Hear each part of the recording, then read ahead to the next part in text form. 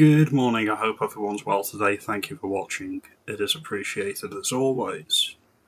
Just when you think you know all the politicians in the UK, you know the big hitters, you know who's going to be the next Prime Minister who's elected, and you know exactly everyone's game, you get thrown a curveball, and sometimes it's a curveball that you weren't expecting but you'll gratefully receive. There's a guy in Northern Ireland. He's a member of their assembly, and he's for Upper Ban, and he's called Jonathan Buckley.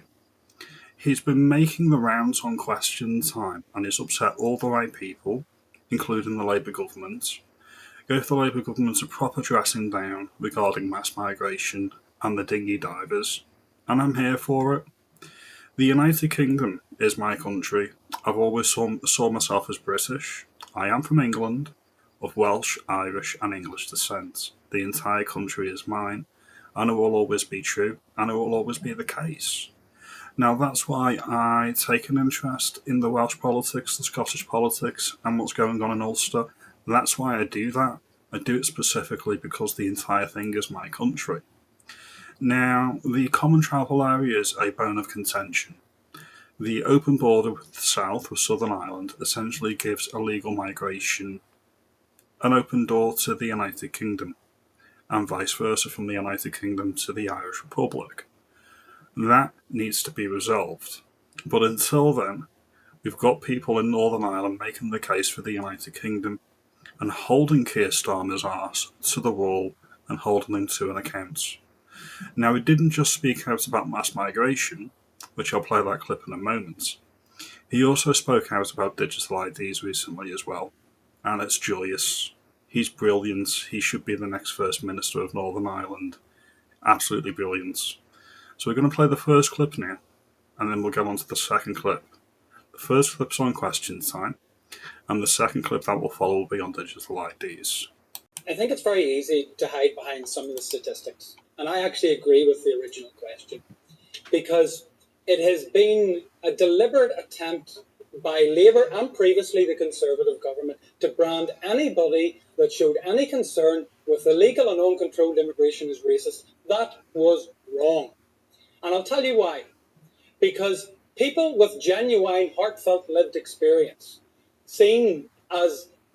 So I looked, for example, in Belfast, it is the second highest dispersal rates for asylum seekers from hotels into accommodation in local communities. Right? HMOs have changed the landscape of some of our communities. It is without doubt that immigration, particularly the cost associated, has had a dramatic impact. And I listen how people can say, well, it's not because of the levels of illegal immigration that's affecting our health service and GP access and housing and school places. But look at the figures.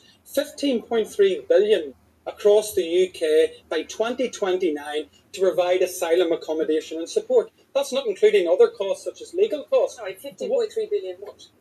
Pounds right across the UK for housing asylum seekers and other associated costs. In Northern Ireland alone, that figure will balloon to 400 million. Now, this is the point. That's assuming the status quo remains. Yes, and it may well get worse. He's completely on point here. He's given facts, he's given figures, he's being articulate, and he's nailing Keir Starmer's arse to the wall. All of this was predictable. All of this could have been stopped. All of this is by design. And it's exactly what the left in the United Kingdom, the politicians, their activists, and all of their client groups, it's everything that they want. This guy, Jonathan Buckley, should be the First Minister of Northern Ireland. He is brilliant. He has not said anything wrong. I completely agree with everything that he's saying so far. And it has got worse when we look at the statistics. 50,000 people came by boat into GB in this past year. That's what we know of. But let's look at what that money could actually do. Could that money fund healthcare? Could it help to... The 400 million alone would be the entire capital budget for education in Northern Ireland alone. He's being very smart here. He's not saying culture. He's not saying race. He's not saying people that are different from me. He's making the argument specifically, as I've made many times on my channel. You can make the argument against mass migration and the dinghy divers. You can make the argument basically on finances alone. We are financially screwed. We are in the red. We are not in the black. We have a nearly £4 trillion deficit. Once we've got our own house in order, if we democratically vote for it, give us socialism via mass migration. Give us the dinghy divers if we vote for it. Until then, we're full. Until then, we're skint. Look after our own people first. That's not racism. So I do not accept that anybody that has a legitimate concern in relation to illegal and uncontrolled immigration is racist. That's lazy politics. Completely agreed. It's lazy. It's a catch-all slur, and it's meant to shut you down. You're meant to think there's nothing in the universe worse than being a racist. It doesn't work anymore. It doesn't wash. Just this week, David Lammy tried to insinuate that Nigel Farage was in some way connected to the Hitler Youth. How low can you go? The Labour government are catching on very quick. The silent majority want common sense. They want border enforcement, and they want to ensure that this country, that those that come to it, respect our laws, contribute, and most importantly, ensure that our culture and our values are not in competition with theirs. That was wonderous, wasn't it? He's really, really good, and he's really, really articulate, and he's really effective. 5 stars. Give him a promotion. He should be running the DUP. I've always been a fan of the DUP, especially when it was run under Baroness Arlene Foster. She was great. She used to have a programme on GB News, and obviously she's very patriotic. But I loved Arlene Foster. This guy could be the next Arlene Foster. He could be even more impressive. I'm going to play this second clip now. This is regarding the digital IDs.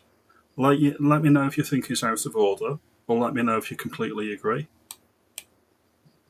DUP oppose digital ID cards because we don't want to be part of a big government invasive snooping technology which has the potential to be abused. The alliance, the SDLP and Sinn Féin's reason is because of 4 letters. Brit. That's not lost on us. The DUP will oppose this policy because it is not in the national interest, because it is not in the national interest of the people of the entirety of the United Kingdom, and to say that it would actually have an impact on reducing illegal immigration.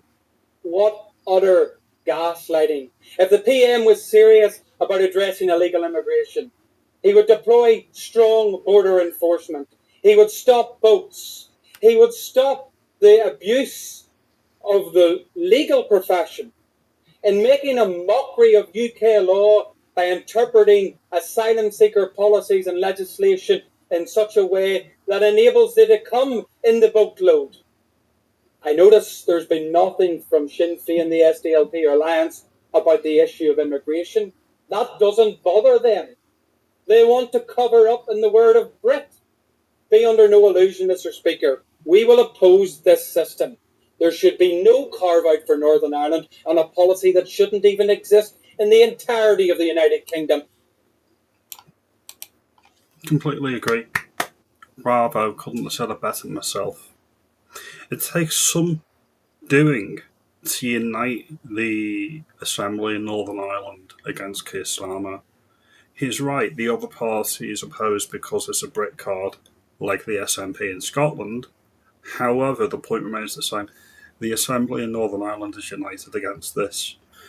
Nobody wants it, and yet the government seems to be pressing ahead with it. I still think it's a dead cat strategy. They're trying to distract. I don't think it will ever actually be implemented, or if it is, Reform are going to repeal it straight away. I'm so happy that I found this guy. I'm so happy that I can look at politicians that are already elected, some politicians anyway, that aren't in Reform, that aren't Ben Habib or Rupert Lowe, that are speaking their minds, speaking truth to power, and actually putting the voice and the concerns of their constituents on the floor of our assemblies and our parliaments. That's exactly what every single MP should be doing, not just if it aligns with their political goals. Now, If you think this guy is great, if you agree with him, you make me aware. If you think I'm over-egging this, let me know. Comment, like, and subscribe as always. I will see you in the next video later on today. You have a good day. Thank you for your time.